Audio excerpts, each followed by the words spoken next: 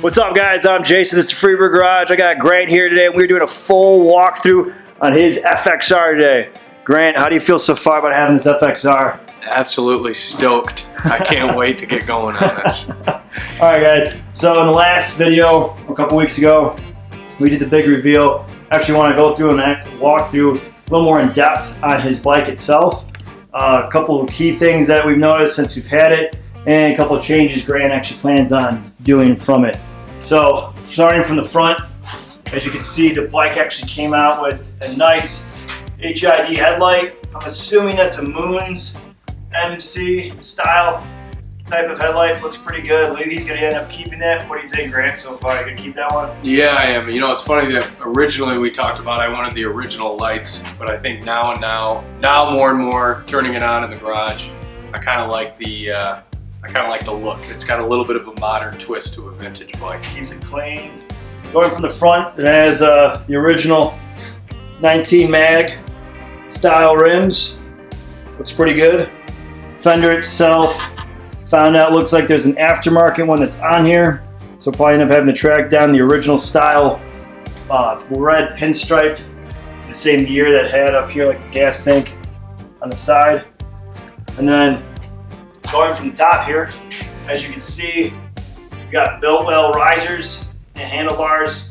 By the part number that's on there, it looks like we have 8-inch risers, straight, with LED lights to match the headlight. Going up, looks pretty good. Felt pretty good when we rode it in the night when we got it.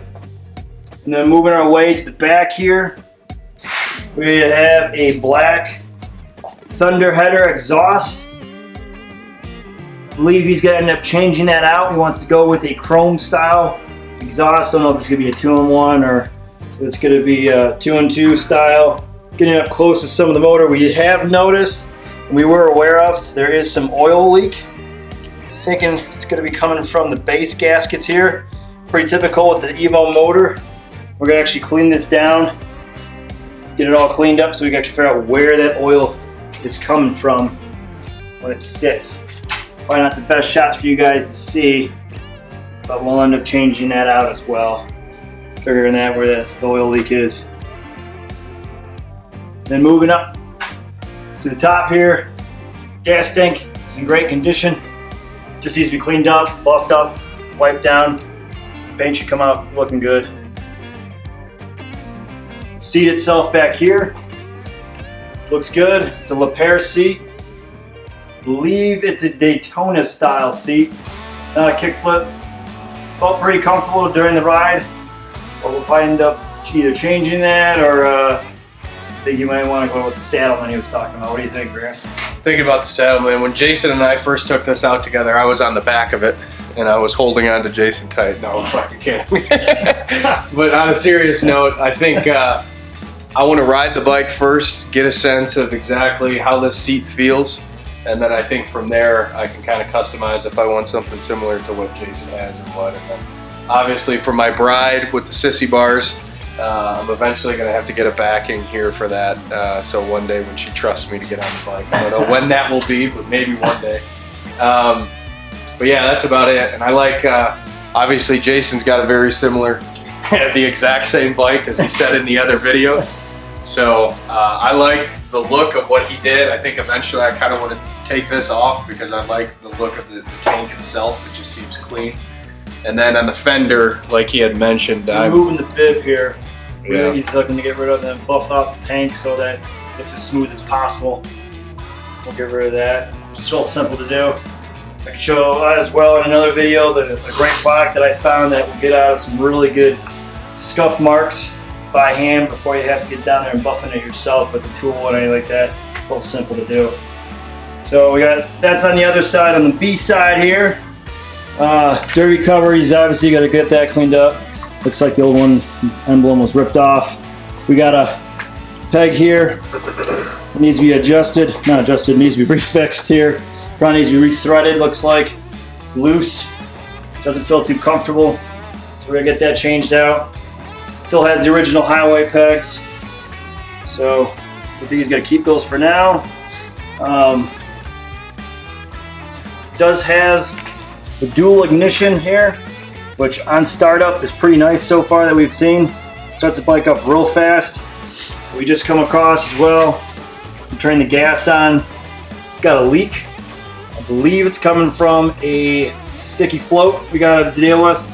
It's another video. I'm gonna probably throw that out there on how to get rid of a sticky float if you ever come across one on any of your bikes. But didn't have that problem when we first got it. It's now just occurred. Maybe take a look at that. As you see, it still has obviously the original, I don't know, pinstriping that the guy originally made. He may move this to chrome or not, but we'll see after a while. And then moving back here, still has all the original belt guards and everything. Looks good. Actually has, I believe, yep, that is the original one down here. Harley Davidson. Taillights,